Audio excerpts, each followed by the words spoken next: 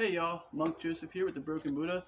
I'm going to do a really quick video on the 3-point posture or 3 circles posture, hugging the tree posture, whatever you know it as.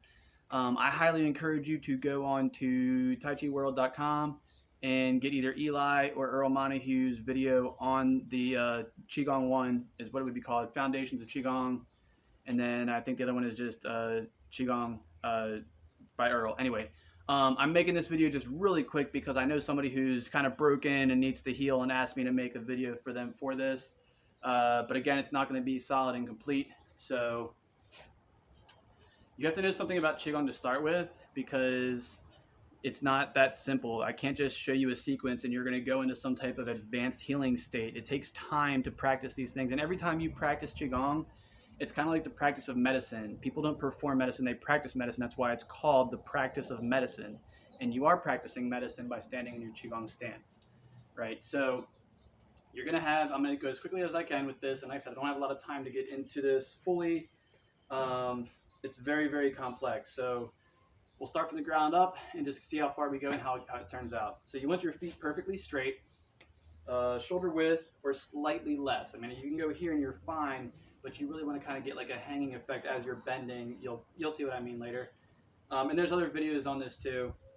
So you'll have your feet straight, and then you're going to do what I call grabbing the grass. You're going to grab the grass with your toes and then relax, right? Because you don't want any pressure, blood pressure in your feet. And then once you get that, as you bend your knees, your tailbone should tuck slightly and your lower back will straighten out because you do want a straight spine for this. And you should stay like this the entire time. It's more important to be in a proper stance for 5 minutes than it is to be in an improper stance for 15 minutes or an hour because you're not actually doing any healing. All right, and you want the pressure to be on your feet. You want your structural pressure to be right about here, the inside of your heel, not the outside, the inside. And I kind of say like an 80-20 distribution between here and here.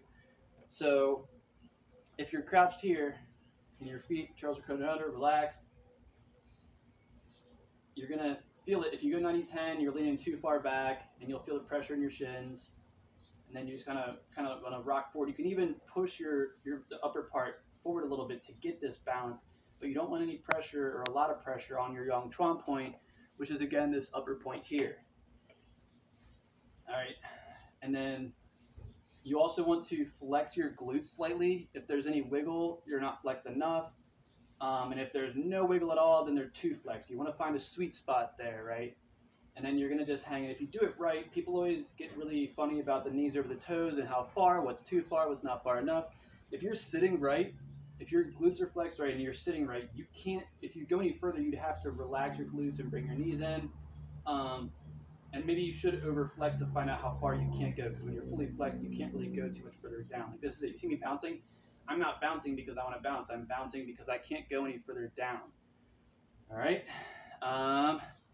Beyond that, you want to breathe into your stomach. And also when you're doing that, the reason you're doing that is to open your quad. There's a function inside your pelvic bone.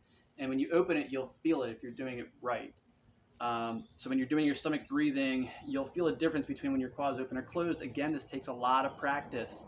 I have another video explaining the finer points of making sure that if you're breathing in your stomach right, your sides should slightly come in because it's pulling on the front and the back, because you're not just making sure that this part's going out where your lower dantian is.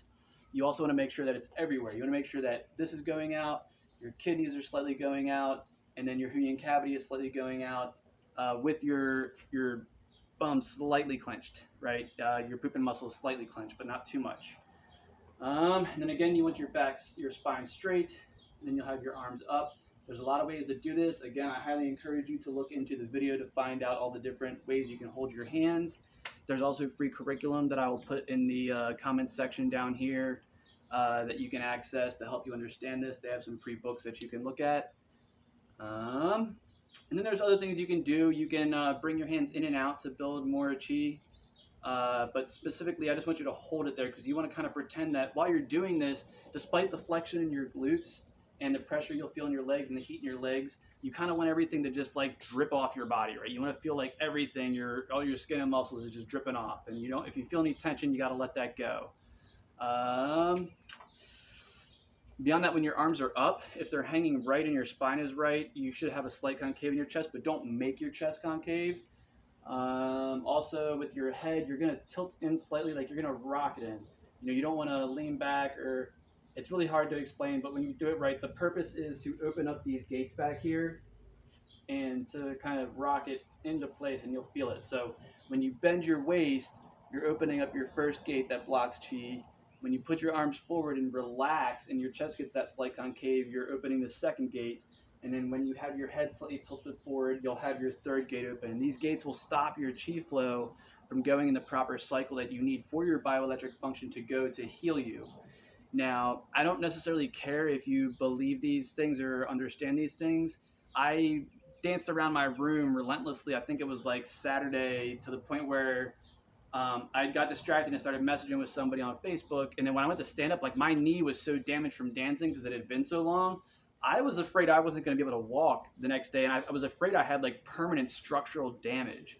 And being able to do this stance for 15 minutes is all it took to heal it. And it was not comfortable. The average person who doesn't understand Qigong would have gotten in that stance, experienced that pain still, and been like, no, I'm going to go to a doctor. And the doctor would have told you to stay off of it, which is not what I needed. I needed to fix it. So that's what I did. I stood in that position. I mean, when I say my knee was messed up, I couldn't take a step without pain. I couldn't bend at all without pain. I thought I broke my patella. I thought I broke my patella or my meniscus, or cracked my patella, or damaged my meniscus really bad. And I just took the chance, like I always do with my qigong, and just went to the stance for 15 minutes. And then was just really careful the rest of the night. But by the end of the night, I was fine. I could walk, I could bend, I could squat, and it's that effective and potent. So that's why I'm making the video and sharing this with you guys. So again, you really should put the time in, train. Do not take this as an end-all be-all video. This is an emergency video I made for the finer points of somebody who was in a really nasty accident and has had other serious injuries. Hoping that this can help him. I gave him other stuff that he's doing, hopefully at this time, that he said he would do to try to get ready for this. But yeah, that's it. I just want to do a really quick video on 3-point posture. And when you also, another thing is, you do want to go from up here, right? And right till you have your hands here. You'll go from here for, say, you want this to be approximately 2/3 of your time as you do down here. But there are other ways to close this in other Zhangzhongs. But for the sake of this one, I'll just be very, very quick with this. The reason it's called 3 circle is because you have, if you can see your feet when they're properly straight forward, you'll see circle 1, circle 2, circle 3. So your first stance, you're going to have circle here. Personally, when I do it, I'll tell you what I do because I think it's a little more efficacious. You'll go 5 minutes here, 5 minutes here. And again, guys, this can be, when you're first starting, this is plenty of a circle. You don't need to go, as far out as you can, as flex as you can. That is an advanced, like, higher, I don't know what to call it. You're going to get a lot more nerve firing. You're going to get a lot more bioelectric firing and building. But typically, the reason why I want you to go from here to here to here is because I used to have a quad issue. My armpit, I had something inside my body sealed shut. And I had asked other masters over years. Nobody fixed it. I didn't even know the issue even occurred. And then the first time I had my palms out, I actually had to force my quad open by pushing my shoulder down. I didn't even know what an armpit quad was, if I'm being honest with you. And I had to force my shoulder down slightly to make it open up once I realized that there was something happening where something was sealed shut inside my body. And ever since then, I've been able to build, and I've done that since then, was why I was able to do what I did this weekend with healing that busted knee. Again, you should always talk to your doctor if you're really that concerned. If I would have been more concerned, I would have talked to a doctor if that didn't work. But if you have one of these blockages, you don't know how to open your gates, or you have one of the blockages in your quad, or you don't know how to open the quad in your groin, you're not going to be able to do this properly, and you're not going to experience it properly. And you may go tell people it's hogwash because you did this thing that it takes an expert ability to perform, like I did this weekend, and you just saw this video one time and you're like, I did it for 3 minutes and it didn't work and I'm still in pain. Like, well, that's because you're not an expert and you haven't been practicing for 7-8 years intensely like I have. I've actually been doing this for like about 13 years, 14 years in depth, but I just got really, really, like, a lot more serious in the past 7 years. So yeah, so if you're going to go for like what I do, you'll hold the first circle here for 5, second circle here for 5, and then third circle here for 5.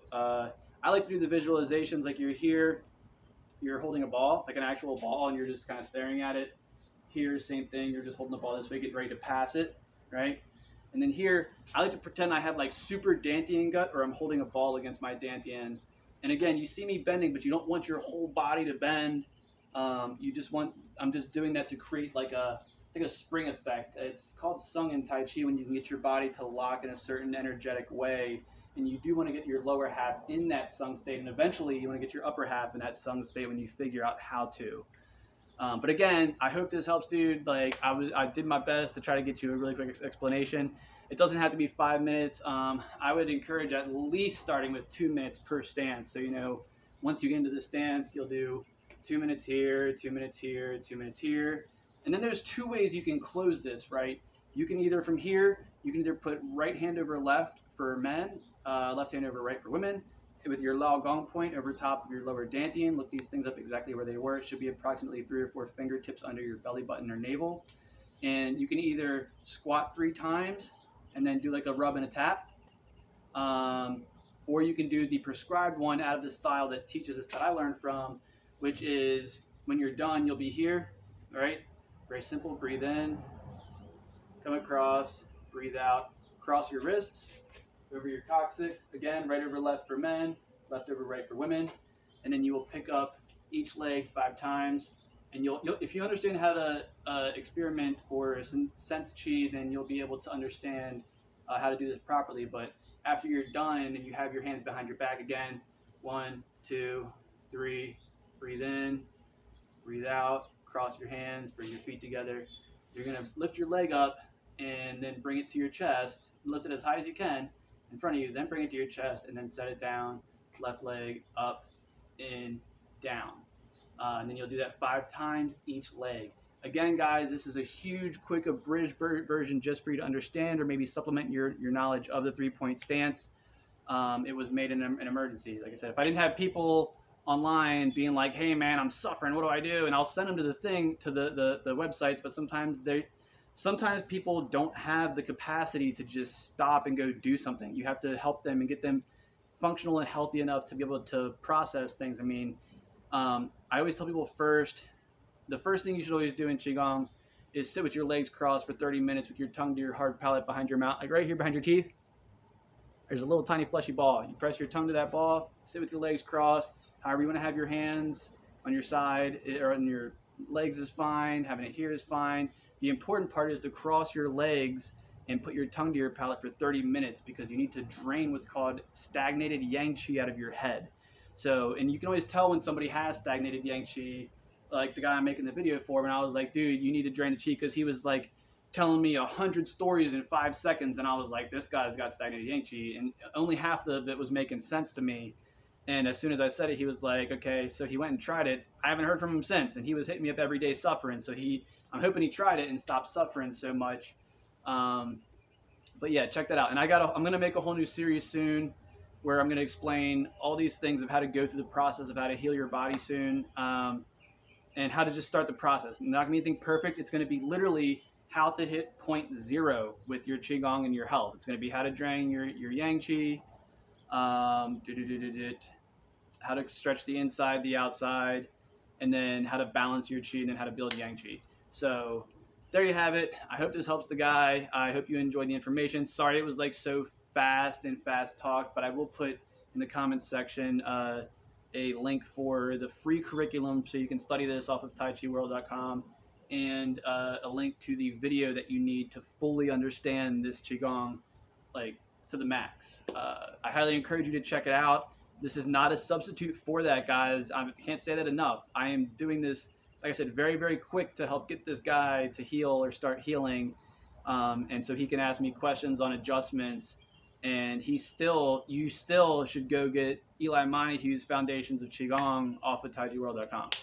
All right, so there you have it. Thanks for stopping by. Peace and blessings. Have a great day.